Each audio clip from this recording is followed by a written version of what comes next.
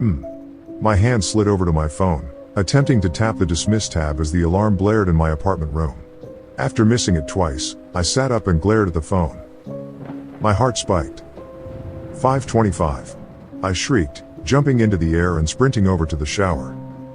Yup. That's how I began the first day of my internship, waking up 10 minutes late. That morning was mostly a blur. I got a shower in record time, the first half freezing and the second half boiling, because I didn't have the time to attempt to adjust the temperature just right. I ate a banana so fast I probably ate the peel with it, and got dressed like Clark Kent transforming into Superman. I was down in my car in less than 10 minutes. I felt gross about not brushing my teeth that morning, but I popped in a breath mint. I figured it looked better to show up on time with some plaque than late with a polished, awkward smile. I was going for my master's in robotic engineering at the time, 5 years down and 1 year left. I'd interned before, but nowhere too notable. I started by shadowing a professor who worked at the school's own robotics wing when I was a sophomore going for my bachelor's, and 2 years later, I shadowed at Beneke Electronics, a place most known for its cutting-edge advancement in forklifts. But after some of my professors went out of their way to get me connections, a much different opportunity arose during my first year of grad school, an internship at the Kramer Institution for the Advancement of Artificial Intelligence. This was nothing to sneeze at. The Kramer Institution was America's most funded, and most cloak and dagger, laboratory devoted to studying artificial intelligence in the country. And, since I was pretty vocal about my interest in AI, which is part of the reason why I chose to major in robotic engineering in the first place, a professor of mine hooked me up. I'm not sure how or why he did this for me. I wasn't the top of my class by any means, and didn't bring much to the table. But according to him, my passion for the science of AI was unparalleled. But enough backstory.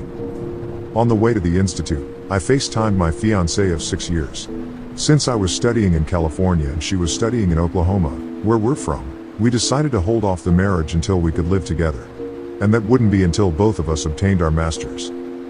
Wow, Chester, she grinned at the sight of me, you look, rushed.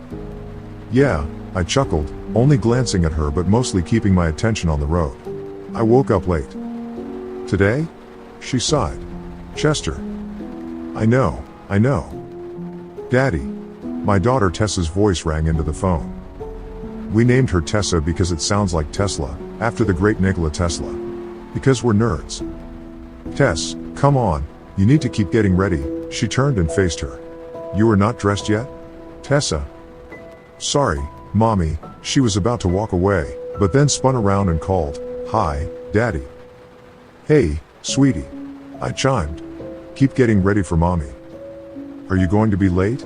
My fiancé inquired. No, I should be fine. How's Tess liking preschool? Seems to be liking it. She already made a friend. I'm glad to hear that. Well, I should probably get off the phone. Chester. Yes, Allison? Have an amazing time. This is what you always dreamed of. Okay? And make sure you tell me what it was like later. You know, whatever you're allowed to tell me, she grinned. Of course, baby, I assured with a smile. Love you. Love you too. We were pretty good at still saying I love you after 6 years. And, boy, we were champs at making the distance work, though I'll admit I hated not seeing Allison and Tessa 9 months out of the year, besides lucky visits and breaks and holidays here and there. When I got to the institute, I wasn't even sure where to park. It took me an eternity to find the intern parking, and no surprise, it was a good quarter of a mile away from the door. Maybe I'm exaggerating, but that's what it felt like. When I got inside, I was welcomed by a cheery front desk lady. She looked so prim and proper, futuristic, even. I felt like a slob in comparison. She directed me to the wing where I'd be working, studying ultimately under Dr. Schumann, a disciple of Dr. Kramer himself.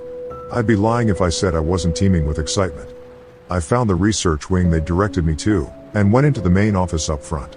It was a direct approach, but I didn't know where else to look. Sure enough, one of Dr. Schumann's immediate subordinates, Dr. Hall, was inside, and noticed me. You must be Chester Donahue, he greeted me with a smile. He was bald and lanky, with brown eyes and a clean shave. How'd you know? I chuckled dully, sure my professor warned him that I had a faux hawk. Definitely wasn't the hair, he playfully cut his eyes at me. We both chuckled. Well, now, Chester, I'd say you're a very lucky man to be here. It's your dream to eventually work for us, correct? Absolutely, I nodded. I've always been obsessed with artificial intelligence, ever since I was a kid. And this is the top place in the country to advance it. Country? He snickered. Try world. Seemed aggrandized to me at the time. But he wasn't kidding. Well, I'm honored you're allowing me to be here. Do you know what we're going to have you working on? Oh, working on?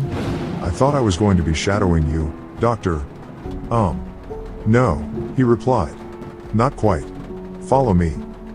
And that's really where this story begins.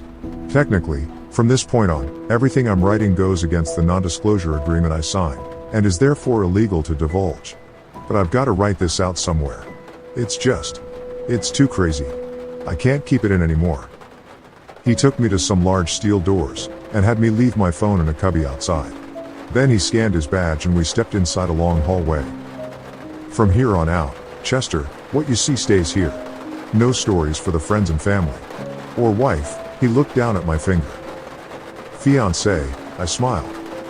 Ah, he nodded. Well, not her, either. This is all sensitive. And while we won't be sharing with you most of our research, the tests in which you will partake cannot be disclosed to anyone. The sternness in his voice made me a little uncomfortable, if I'm being honest. But, still, the Kramer Institute was known for its furtiveness, and I figured if I were to be involved with anything and not just picking up coffee or studying the schematics of forklifts, I wouldn't be allowed to talk about it. Of course, Doctor. We arrived at a door. He scanned his badge, and when it opened, we walked inside a softly lit room. At the end of the room on the wall were two large computer monitors. The screens were blank. The left was labeled ADM, and the right was labeled REM. Below them was a panel of different colored lights, which were red, blue, yellow, green, violet, and a bar ranging from a dark gray to white. There was a single, posh chair before each monitor. These are our two most profound artificial intelligences, he explained to me. ADM and REM, pronounced Adam and REM. Considering your placement in Stanford University's robotics engineering program, I'm assuming you know a thing or two about artificial intelligence.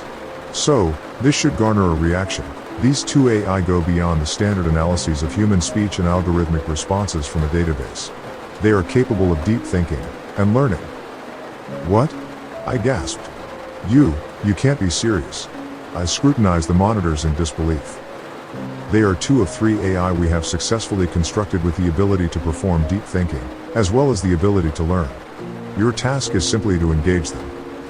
So, for those of you that don't understand why this is such a mind-blowing thing, basically, artificial intelligence is mostly unable to think or learn. There's no real technical definition as to what learning is, or how organisms do it, but the brain is known as being the only computer, for a lack of better words, capable of doing so.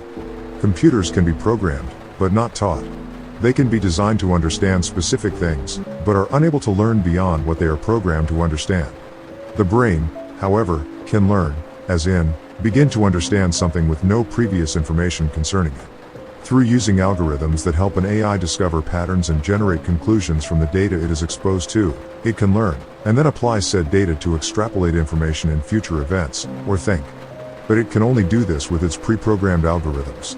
It cannot create the algorithms itself, thus it can only be programmed, not taught. Humans, however, for instance, with absolutely no exposure to fire, can witness fire, and form conclusions about it. They can go from not knowing it existed to understanding everything about it, simply through the brain's own ability to learn and understand. To make it even more clear how shocking this was, the complexity of a human baby's genome, essentially, its coding, is equal to that of 300 million lines of source coding in a computer. A simple human baby. Brains are equipped with a staggering number of neurons and synapses, 10 to the power of 11, and 10 to the power of 14 respectively. And these neurons and synapses allow us to think and learn, as in, obtain information from observations, store that data as a memory, form patterns between that data and other data, and infer conclusions. Human beings are capable of doing this in a 10 to 100 millisecond response time. In order for a computer to do the same, it would need megawatts of power, and need to be capable of performing roughly 10 to the power of 16 operations a second.